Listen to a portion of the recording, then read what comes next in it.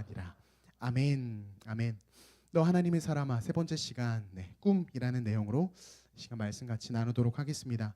여러분 어린 시절, 여러분이 초등학교 아니면 뭐 유치원 그 시간으로 돌아가서 다시 한번 생각해 보세요. 그때 여러분 어떤 꿈을 꾸셨습니까? 여러분이 꾸셨던 꿈은 어떤 꿈이셨어요? 나중에 난 이런 사람이 될 거야.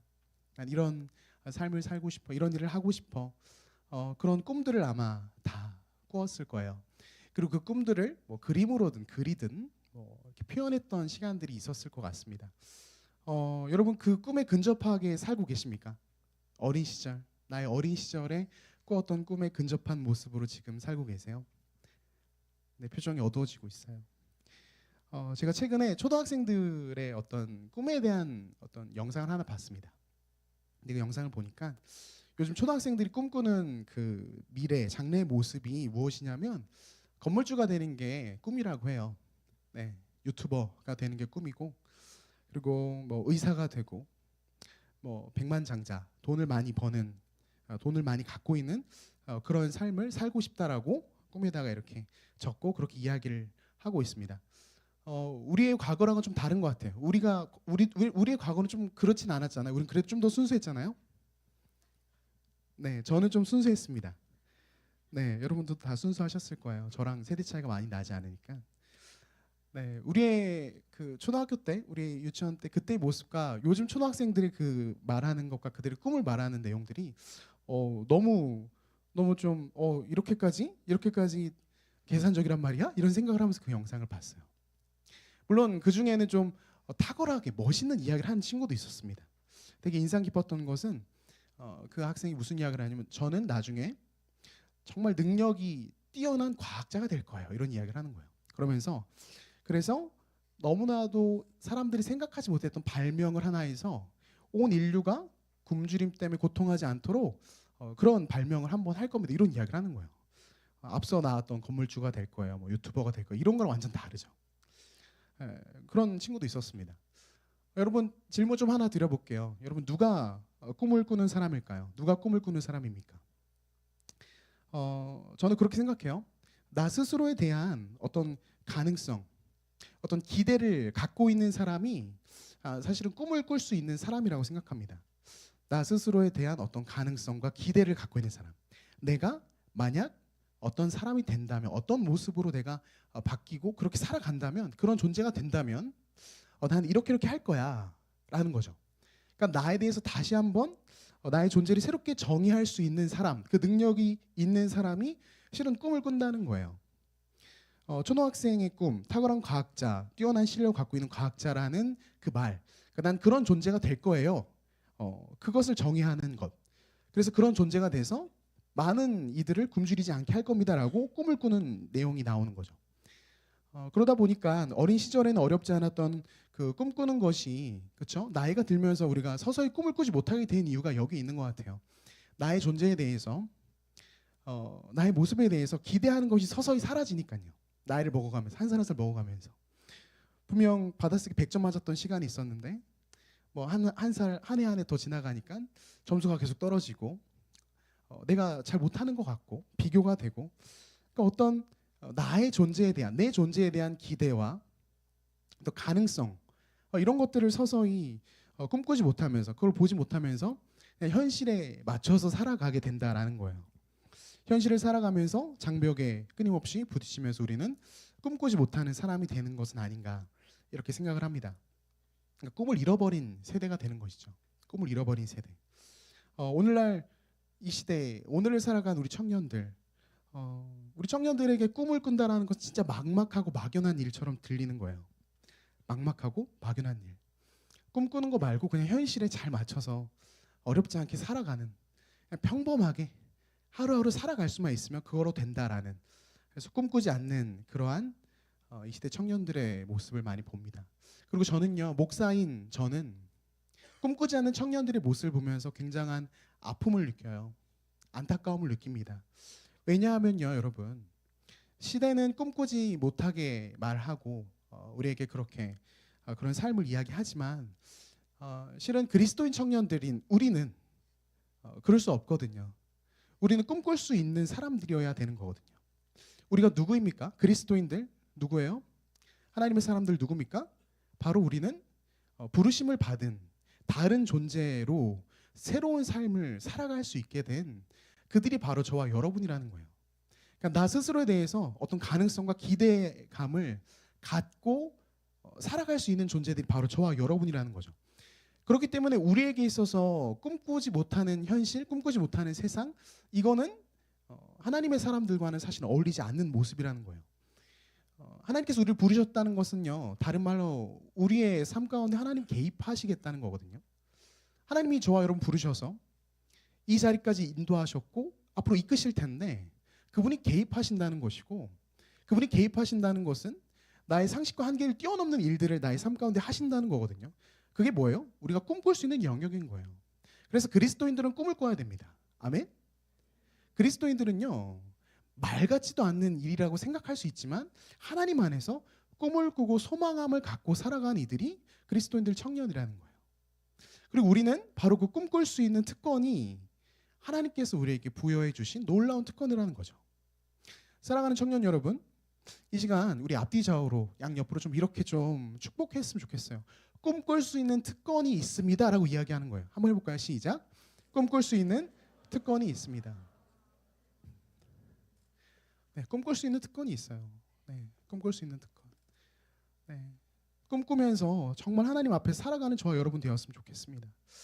오늘 제가 여러분과 함께 나눌 우리 공동체 로드맵 세 번째 꿈에 대한 내용, 하나님 안에서 꿈꾸는 그 내용을 함께 나누려고 하고, 특별히 사도행전 말씀을 좀 같이 보려고 하는데요. 오늘 본문에서 등장하는 주인공은 누굽니까? 우리가 잘 알고 있는 사도 바울 그리고 그의 동역자 실라입니다. 두 사람이에요. 사도행전 읽고 있는 지체들이 지금 꽤 있을 텐데 잘 알겠지만 이번 여정은 2차 선교 여행 가운데 바울과 실라가 동행하면서 일어나는 그 모습을 담고 있습니다. 그들이 방문했던 그들의 어떤 사역의 자리는요, 유럽의 첫 관문이라고 할 수 있는 빌립보 지역에서 오늘 본문의 상황들이 발생해요. 그 지역에서 바울과 실라는 복음을 전하러 들어갔고, 귀신 들린 자가 계속 끊임없이 바울과 실라를 괴롭히는 가운데 이제 어려운 상황을 좀 맞이하게 됩니다. 18절과 19절 말씀인데요, 제가 한번 읽어볼게요. 말씀 띄워주시면 제가 읽겠습니다. 이같이 여러 날을 하는지라 바울이 심히 괴로워하여 돌이켜 그 귀신에게 이르되 예수 그리스도 이름으로 내가 내게 명하노니 그에게서 나오라 하니 귀신이 즉시 나오니라. 여종의 주인들은 자기 수익의 소망이 끊어진 것을 보고 바울과 실라를 붙잡아 장터로 관리들에게 끌어갔다가, 이렇게 나와 있어요. 그러니까 지금 선교 여행 가운데 귀신 들린 자가 계속 괴롭게 하자 바울과 실라가 이제 그 귀신을 내쫓습니다. 그럼 사실은 이 한 영혼이 고침 받았잖아요. 우리가 쉽게 알듯이 귀신 들린 삶에서 이제 벗어난 거죠. 그러면 한 영혼이 회복된 것인데, 놀랍게도 지금 상황의 흐름을 보면요, 그 귀신 들린 자의 고침보다 무엇에 더 관심이 있냐면 그 여종의 주인들이라고 한 그 귀신 들린 자를 주인 그 종처럼 수족처럼 부렸던 이들이 자신들의 수익이 줄어듦에 대한 불만을 표현하기 시작해요. 이 귀신 들린 이가 어떤 것을 점을 치는데 도움을 줬고 뭐 이런 것들을 했던 것 같습니다. 근데 이제 그가 온전케 된 거예요. 그러니까 더 이상 수입원이 이제 사라졌다는 거죠. 세상의 관점은 뭐예요? 수입이 줄게 되었다라고 이야기해요. 바울은 영혼을 건졌으나 세상적인 관점은 수익이 줄어들어 이제 괴롭게 되었다. 그래서 내 수입원을 없앤 너희들을 가만두지 않겠다. 지금 요게 18절 19절의 이야기거든요. 악한 세상의 모습을 잘 보여주고 있어요. 바울과 신라가 사도들이 이제 복음을 전하는 여정 속에 마주하는 악한 세상의 모습이죠. 이 악한 세상 가운데 하나님의 사람으로 부름 받아서 하나님의 부르심을 받아서 나아가는 이들 가운데 평탄한 일이 있지 않아요. 귀신 들린 자를 고쳤으나 붙잡혀서 지금 끌려가고 관리들 앞에 끌려가서 어떤 일을 당하게 됩니까? 22절, 23절, 24절에 보면 우리가 잘 알고 있는 말씀인데요.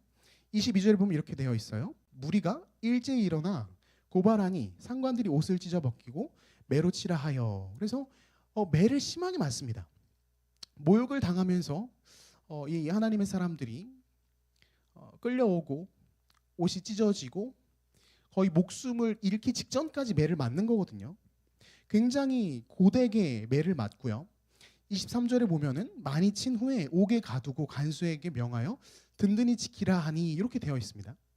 그러니까 옷도 찢겨지고 매도 심하게 맞고 이들이 들어가는 곳은 옥에, 깊은 옥에 갇히게 된다는 거예요.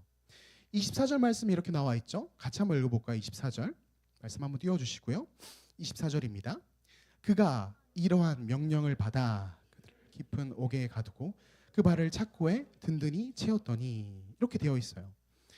매를 심하게 맞고 아마 몸을 가누기 어려울 정도로 매를 맞았을 거예요.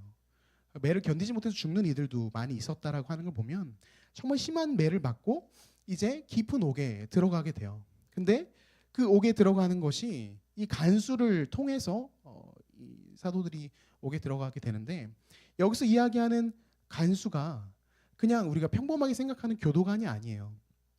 굉장히 악독하고 굉장히 사람을 괴롭히고 모진 일을 하는데 아주 특출난 그 역할을 하는 사람은 간수거든요. 그 간수를 통해서 이 옥에 던져지게 되는 것이죠. 그리고 여기서 이야기하는 이 빌립보 지역의 감옥의 형태가 오늘날 어떤 유적적인 것으로도 확인되지만 시설 좋은 곳이 아니었어요. 땅속 깊은 곳 몇 미터 밑으로 그냥 던져지는 건데 거기에 뭐 물이 있기를 합니까? 음식이 잘 나오기를 하겠습니까? 제대로 된 생활을 할 수 없는 그곳에 방치되고 던져지는 거죠.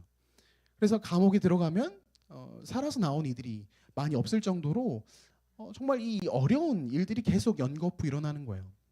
예수의 이름으로 귀신을 내쫓았더니 모욕을 당하고 옷이 찢겨지고 매를 맞고 깊은 감옥에 들어가게 되는데 심지어는 이 발에 착고까지 찬 상태로 들어가는 거죠. 이 아픈 고통스러운 몸을 돌볼 만한 어떤 최소한의 여유조차도 없는 그 발이 묶인 상태, 그 상태로 지금 이들이 들어가는 거예요. 이 감옥은요, 바울과 실라가 있던 그 감옥의 모습은 죽음의 공간이었어요. 생명을 전하고 복음을 드러내고 그런 역할을 해야 될 이들이 지금 어디 들어가 있는 거예요? 죽음의 공간이에요. 죽음의 냄새가 나는 곳. 지금 오늘 말씀에서 보면은 이 바울과 실라가 있는 그곳은 생명의 소중함 따위는 아랑곳하지 않는 정말 지독한 그 세상 속에서 더욱이 그 세상에서 더 깊이 들어가는 악한, 악독하고 죽음의 숨결이 느껴지는 그 깊은 감옥 그 안으로 더 깊이 들어가서 죽음의 사자처럼 느껴지는 간수들 곁에 지금 바울과 실라가 놓여 있다라는 거예요. 그게 지금 오늘 본문의 상황의 모습입니다. 여러분 바울과 실라가 무엇을 할 수 있을까요? 그들이 무엇을 할 수 있을까요? 무슨 소망이 있을까요? 그들이 처한 그 자리에서 어떤 소망이 있을까요? 누군가가 나를 구해내 주겠지. 누군가가 우리의 억울함을 풀어주겠지. 어떤 소망이 있을까요? 소망이 끊어져 보이는 것 같은 거죠. 그 깊은 감옥에 갇혀있는 그들의 모습을 보면요. 제가 이번 한 주간 어떤 지체로부터 연락을 받았습니다. 기도 제목을 좀 이야기를 하는 상황이었는데요. 제가 그 기도 제목을 들으면서 저도 많이 울었어요. 왜냐하면 그 상황이 너무 고통스럽거든요. 듣는 저조차도.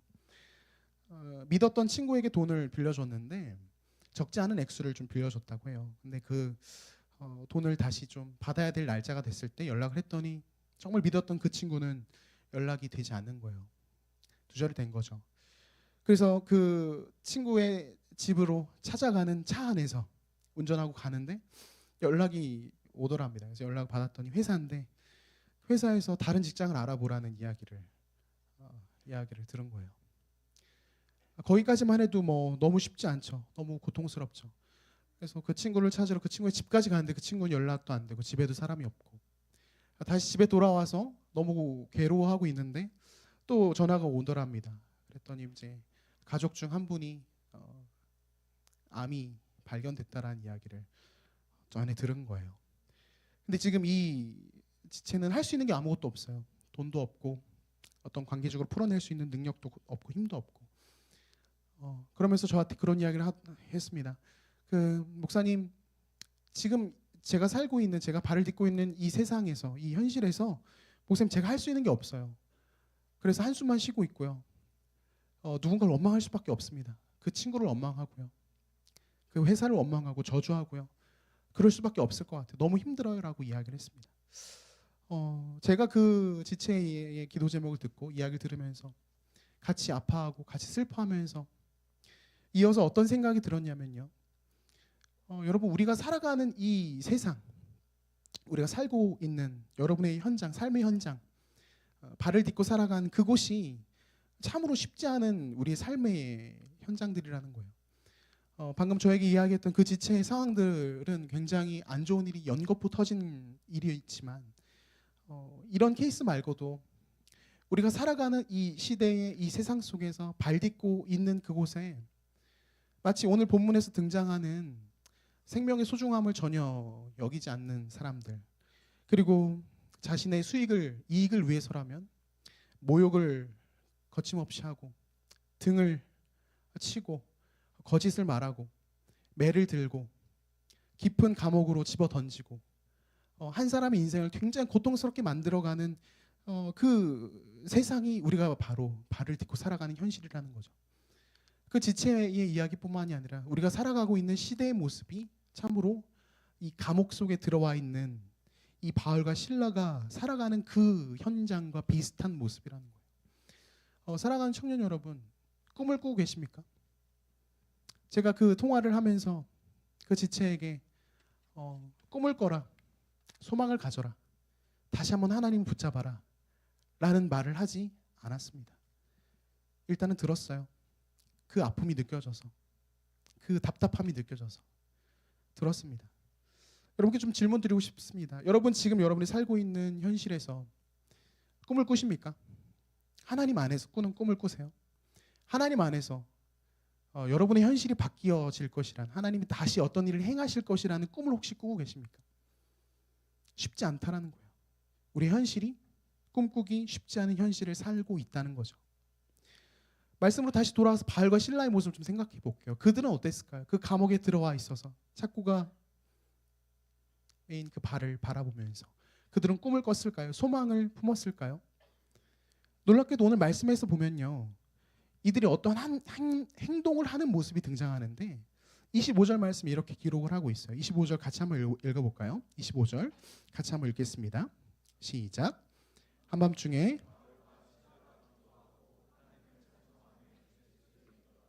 아멘. 지금 바울과 실라가 무엇을 하고 있어요? 그 깊은 감옥에서 기도하고 하나님을 찬송하고 있어요.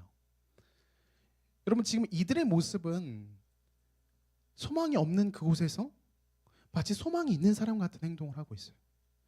그들의 모습은 아무것도 할 수 없는 곳 같은데 저주하고 비난하고 이 상황에 대해서 눈물 짓고 그러고만 있을 것 같은 그곳에서 지금 다른 모습을 보여주고 있는 거예요. 그게 무엇이에요? 기도와 하나님을 찬송하는 모습이에요. 여러분, 이들이 어떤 기도를 했을까요? 이들이 어떤 찬송을 했을까요? 이들은 어떻게 여기서 기도하고 찬송을 할 수 있었을까요? 여러분, 오늘 말씀에서 우리가 놓치지 말아야 되는 것은요, 하나님의 사람들인 이 바울과 실라가 그들의 여정 속에서 너무 힘든 일들이 연거푸 찾아오고 고통스럽지만 그들은 그 연거푸 찾아오는 고통스러운 일들 때문에 소망을 잃어버리고 꿈을 잃어버리고 기도를 잃어버린, 찬양을 잃어버린 사람이 아니라는 거예요. 그럼 놀랍지 않습니까? 그들은 좀 달랐어요. 그들의 다른 점은 바로 이것이에요. 그들은 본인들이 하나님께 부름받는 사람이라는 걸 알고 있었어요. 하나님이 나를 부르셨다. 하나님이 나를 이끌고 계신다. 하나님이 나를 이끌어가고 계신다라는 그 믿음 속에서, 그 부르심의 확신 속에서 그들은 설교 서두에도 언급했듯이 나를 부르신 이가 실존하시고 나를 지금도 이끄시고 계시니 그분 안에서 나의 꿈꾸기는 멈추지 않겠다는 거예요.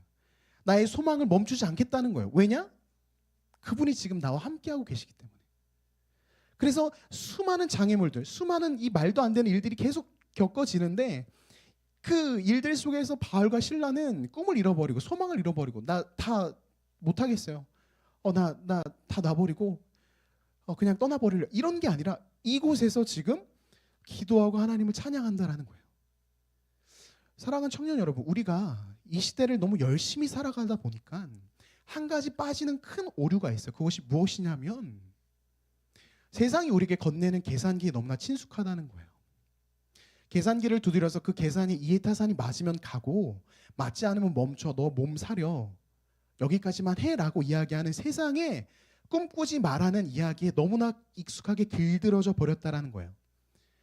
네 계산기가 정확하기만 하면은 너의 인생에 어려움은 없을 거야 라고 말하는 거죠.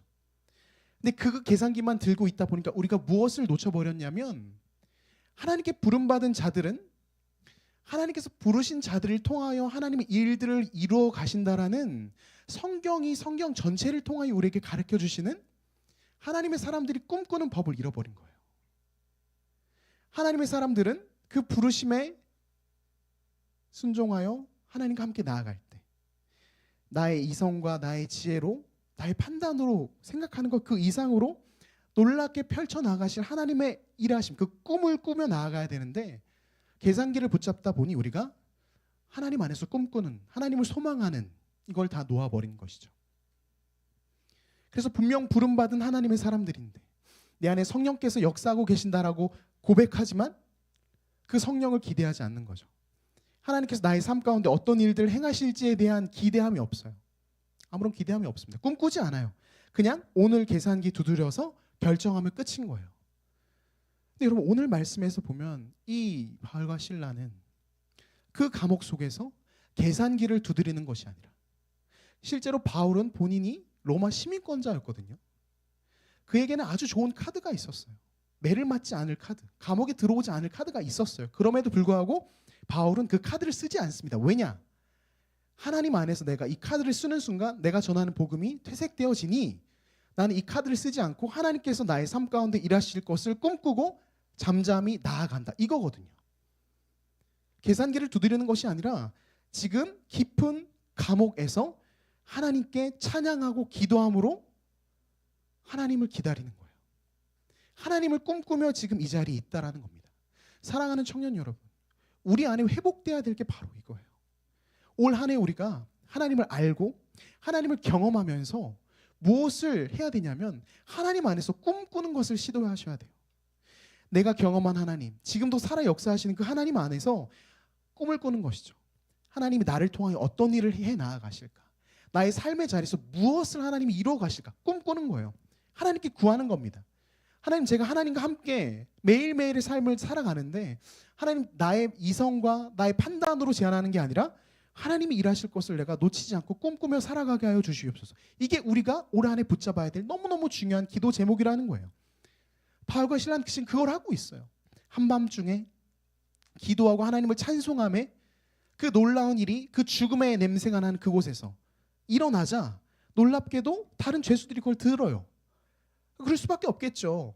저주하고 막 욕을 하고 그런 말들만 오가는 정말 죽음의 장소에서 갑자기 기쁨의 찬송이 나오고 하나님이 우리를 살리실 거다라는 기도가 나오고 하나님은 어떤 일을 행하실지 보자라는 어떤 소망이 이야기 되어지니 얼마나 놀라운 일이겠어요. 지금 그 모습을 25절에서 이야기하고 있는 거예요. 여러분 25절까지만 하고 딱 끝났으면, 말씀이 끝났으면 제가 더 이상 할 이야기가 없었겠죠. 그런데 성경이 무슨 이야기를 합니까? 정말 소망이 없는, 소망이 끊어진 것 같아 보이는 그 죽음의 냄새 나는 그곳에서 바울과 실라가 하나님을 향하여 소망하고 꿈꾸며 기도하고 찬양할 때 26절 27절에 무슨 일이 일어납니까? 말씀 띄워주세요. 제가 읽을게요. 이에 갑자기 큰 지진이 나서 옥토가 움직이고 문이 곧 다 열리며 모든 사람의 메인 것이 다 벗어진지라 간수가 자다가 깨어 옥문들이 열린 것을 보고 죄수들이 도망한 줄 생각하고 칼을 빼어 자결하려 하거늘. 성경은 무슨 이야기를 하냐면 그곳에서 하나님을 꿈꾸고 소망하는 이들의 인생 가운데 하나님의 일하심을 보여주는 거예요. 하나님의 일하심. 그리고 여러분 놀랍게도 바울과 실라의 기도 제목이 무엇인지 알 수 있죠. 바울과 실라는 하나님께 하나님 제발 이 감옥에서 나가게 해주세요라고 기도하지 않았다는 거예요. 매 맞은 게 너무 아파서 빨리 약 바르지 않으면 안 돼요. 빨리 나가게 해주세요라고 기도하지 않았어요. 이들은 매를 맞아서 몸이 아픔에도 불구하고 감옥이라서 죽음의 냄새를 맡고 공포가 느껴짐에도 불구하고 나가게 해달라는 기도를 한 게 아니에요. 왜냐? 옥문이 열렸음에도 불구하고 바울과 실라는 나가지 않거든요. 바울과 실라는 그 상황 속에서 하나님이 무슨 일을 하실까? 하나님이 어떤 것을 원하실까? 하나님은 나를 통하여 일하시고자 하는 것이 무엇일까에 계속 집중하고 있는 거예요. 꿈꾸는 사람들이죠. 하나님의 뜻 안에서 끊임없이 꿈을 꾸고 하나님을 바라보는 사람이에요. 그게 오늘 본문의 바울과 실라의 모습이라는 거예요. 놀랍지 않습니까? 바울과 실라니까 그렇게 했겠죠. 목사님, 저에게 강요하지 마세요. 이렇게 이야기하면 제가 할 말이 없습니다. 빨리 내려가야죠. 근데 성경을 하나님께서 우리에게 주신 이유는요, 이들이 특출나서 이들이 특별해서만 이런 일들이 일어난 게 아니라 하나님께서 역사를 써내려가는 방식을 우리에게 알려주시는 거예요. 이렇게 하나님 일하신다, 이렇게 하나님 너희와 함께하고 계신다 보여주시는 거거든요. 오늘날 바울과 실라가 없다라고 말할 수 있고 불가능하다라고 말할 수 있지만, 아니요, 아무도 바울과 실라가 꿨던 그 꿈을 꾸지 않기 때문에 그래요. 그 옥 안에서도, 감옥 안에서도 하나님을 꿈꾸고 소망했던 그 소망함과 꿈꿈이 우리 안에 사라졌거든요. 없어요. 꿈을 상실했어요. 하나님을 기대하지 않아요. 아무도 기대하지 않습니다. 그게 지금 오늘날이 너무나도 안타까운 모습이라는 거예요. 여러분, 그 이후에 어떤 일들이 일어납니까? 29절 제가 읽을게요. 29절 말씀 볼게요. 간수가 등불을 달라고 하며 뛰어들어가 무서워 떨며 바울과 실라 앞에 엎드리고, 30절이요. 그들을 데리고 나가 이르되 선생들이여 내가 어떻게 하여야 구원을 받으리이까 하거늘. 그 죽음의 공간에서 이 간수는 죽음의 사자처럼 그 자리에 있던 그 사람이, 그 놀라운 일이 벌어지고 죄수들이 다 도망갈 줄 알고 자신의 목숨을 끊으려고 했거든요. 어차피 죽임 당하니까. 근데 바울과 실라가 나가지 않고 그 자리에 있다는 걸 보여주고, 우리 여기 있다, 걱정하지 말아라, 우리 여기 있다. 그러니까 이 간수가 뛰어 들어가서 놀라서 이야기하는 거예요. 간수 입에서 나올 수 없는 말을 하는 거죠. 그 말이 무엇이에요? 내가 어떻게 하여야 구원을 받으리이까? 여러분, 하나님을 꿈꾸고 하나님을 소망하는 이 믿음의 사람들, 하나님의 사람들의 이 여정 속에서 우리는 한 가지 중요한 사실을 기억하셔야만 해요. 여러분, 제가 잘생기진 않았지만 허리를 펴고 저를 좀 자세히 봐주세요. 네, 집중하셔야 됩니다. 중요한 포인트예요. 여러분, 하나님을 꿈꾸고 소망하는 이 하나님의 사람들의 이 여정 속에서 불가능할 것 같은 일이 일어나는 거예요. 말도 안 되는 일이 일어나는 거예요. 그 죽음의 공간에 옥토가 열린 것 또한 놀라운 일이지만, 이 죽음의 사자 같았던 이 간수가 지금 그걸 구원을 물어보는 거예요. 죽음만을 말했던 그가 나의 구원에 대한 이야기를 한다고요. 내가 어떻게 하면 구원을 받을 수 있겠습니까? 이 질문을 지금 바울과 실라에게 하는 거예요. 말도 안 되는 일이 일어나고 있어요. 그리고 그 말도 안 되는 일이 일어나는 가운데 하나님은 바울과 실라를 통하여 놀라운 고백을 그 공간에 터지게 하시죠. 그게 무엇입니까? 그게 무엇이에요? 31절 다 같이 한번 읽어볼까요? 31절입니다. 다 같이 말씀 읽어볼게요. 시작. 이르되 주 예수를 믿으라. 그리하면 너와 내 집이 구원을 받으리라 하고. 아멘. 이 고백이, 이 선포가 어디서 이루어진 거예요? 그 죽음의 냄새가 나는 감옥에서. 온갖 저주와 욕설만 오가는 생명의 소중함 따윈 전혀 존재하지 않는 그곳에서 지금 주 예수를 믿으라. 그리하면 너와 내 집이 구원을 받으리라 라는 성경적 선포가 터진 거예요. 여러분, 무엇이 느껴지십니까? 하나님을 꿈꾸고 하나님 안에서 소망함을 가지고 그 걸음을 한 걸음 한 걸음 나아가는 인생 가운데 하나님은 놀라운 일들을 보여주세요. 그게 성경의 어떤 한 사건에서 끝나는 것이 아니라 오늘날도 동일하게 하나님이 일하고 계십니다. 현실이 참으로 쉽지 않아, 하나님을 꿈꾸지 못하고 소망하지 못할 것 같은 현실이라고 저에게 이야기하지만, 그 대답에, 그 질문에 저는 이렇게 대답하는 거예요. 여전히 하나님 우리에게 하나님을 소망하라 말씀하시는 거예요. 여전히 하나님을 꿈꾸라 말씀하시는 거죠. 그래서 마치 그 감옥처럼 죽음의 냄새 풀풀 나는 온갖 경쟁으로 서로를 미워하고 시기하고 저주하는 이 감옥과 같은 이 세상 속에서 실은 여러분이 이 바울과 실라 같은 역할을 하시는 거죠. 아무도 구원에 대해 관심 갖지 않고 죽음에 대해서, 경쟁에 대해서 그냥 그저 나 살아갈 거 그것만 초점 맞추는, 예수 그리스도에서 아무런 관심 갖지 않을 것 같은 이 세상에서, 이 감옥에서 여러분을 통하여 주 예수를 믿으라 라는 말이 그들에게 들려지게 되는 거예요. 하나님을 꿈꾸는 사람, 하나님을 소망하는 사람들을 통하여 하나님은 그 일을 이루어 가신다고요. 사랑하는 청년 여러분, 우리가 무엇을 회복해야 되겠습니까? 여러분의 직장에서, 여러분의 삶의 여러 가지 자리에서 관계의 답답함, 어떤 물질적인 어려움, 여러분의 삶의 그 하루하루를 진짜 힘겹게 살아가는 그 가운데에서도 여러분, 그럼에도 불구하고 우리가 무엇을 회복해야 돼요? 그 자리에 하나님의 일하심에 대한, 하나님이 나의 삶 가운데 어떤 일들을 일하실 것인지에 대한 꿈과 소망함이 회복돼야 된다는 겁니다. 믿으십니까? 이게 회복되지 않으면 우리는, 여러분, 계속 계산기만 두드리면서 사는 인생들인 거예요. 하나님을 꿈꾸지 않고 소망하지 않고 그냥 그대로 주어진 형편대로 그냥 그 이상을 더 이상 기도하지 않고 그냥 멈춰서 그대로 가는 거죠. 하지만 여러분, 성경이 우리에게 말씀해 주시는 하나님의 사람들의 모습은 그렇지 않다라는 거예요. 저는 이 시대에 참으로 꿈꾸지 말라고 이야기하는 이 시대를 살아가는 하나님의 사람들인 저와 여러분이요, 이 꿈꾸는 것을 회복하지 않으면 우리 역시 이 시대의 흐름에 맞춰서 그냥 끌려갈 뿐일 거예요. 그래서 계산기가 정말 예리한 계산기 들고 있는 사람은 조금 이득을 얻을 것이고, 계산을 잘 못하는 사람은 마이너스가 나겠죠. 거기서 끝인 거예요. 그 이상의 아무런 하나님의 일하심에 대한, 하나님이 여러분을 통하여 역사를 써내려 가실 텐데 그것에 대한 기대함이 없이 사라진 것이죠. 저는 이 시대를 살아가는 저와 여러분, 하나님의 사람들인 우리가 정말 참으로 어렵지만 이 놀라운 일을 해내는 사람들이 되었으면 좋겠습니다. 여러분의 삶의 자리가 지금 목사님 꿈꿀 수 없는 자리요라고 말할 수 있을지라도 저는 오늘 본문의 말씀 여러분에게 보여주고 싶은 거예요. 그 감옥 속에서 한밤중에 그들이 기도하고 찬양하며 하나님을 소망했을 때, 하나님을 바라보았을 때 하나님께서 역사를 써내려 가신다는 것을, 그러한 사람을 통하여 하나님은 복음을 선포하게 하시고 그 간수가 구원을 받는 놀라운 역사가 있게 된다는 것이죠. 오늘 본문 33절 34절에 이렇게 됩니다. 그 밤 그 시각에 간수가 그들을 데려다가 그 맞은 자리를 씻어주고 자기와 그 온 가족이 다 세례를 받은 후 그들을 데리고 자기 집에 올라가서 음식을 차려주고 그와 온 집안이 하나님을 믿음으로 크게 기뻐하니라. 이렇게 되어 있어요.